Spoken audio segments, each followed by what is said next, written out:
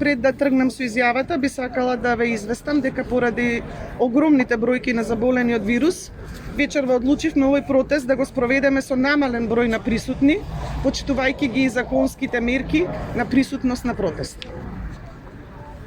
Се наоѓаме на прагот на грејната сезона, а мерните станици за загаденост на воздухот мерат 5-6 пати зголемено количество на канцерогени PM10 честички во воздухот, како во Скопје, така и во Битола, Тетово, Кичево и други градови низ Македонија. Загадениот воздух убива кога власта е неспособна.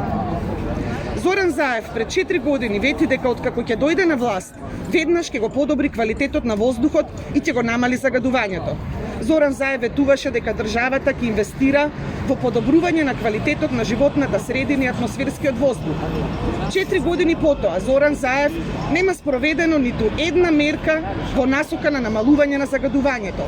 Македонија секоја зима се гуши.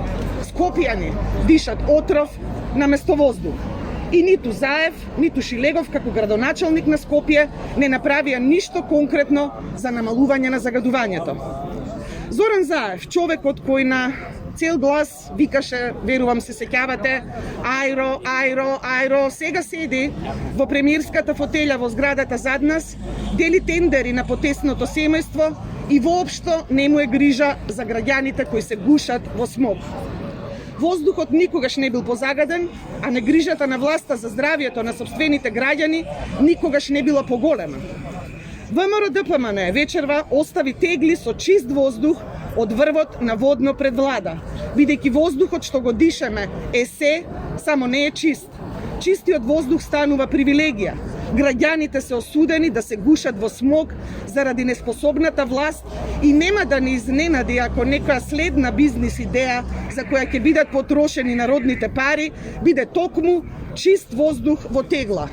Иронично, но за жал крајно трагично.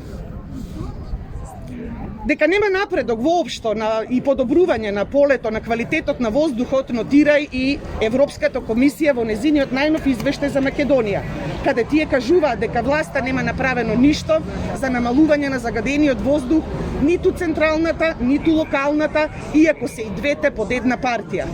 Ова, почитувани граѓани, е црвен картон и за Заев и за Шилегов. И сега, кога светот е погоден од најголемата пандемија на новиот век, загадениот воздух е опасен катализатор за вирусот, бидејќи тој служи како трансмитер на истиот. Се соочуваме со проблеми од невидени размери и токму затоа побаравме власта наитно да ги ослободи од работа хронично болните и бремените жени кои се под особена опасност како од пандемијата која галопира, така и од енормното загадениот воздух. Бараме наместо милиардите дадени за подкуп, тендери и други проневери да се обезбедат пари за намалување на загадувањето и тоа веднаш. Здравието на граѓаните нема цена. Ви благодарам.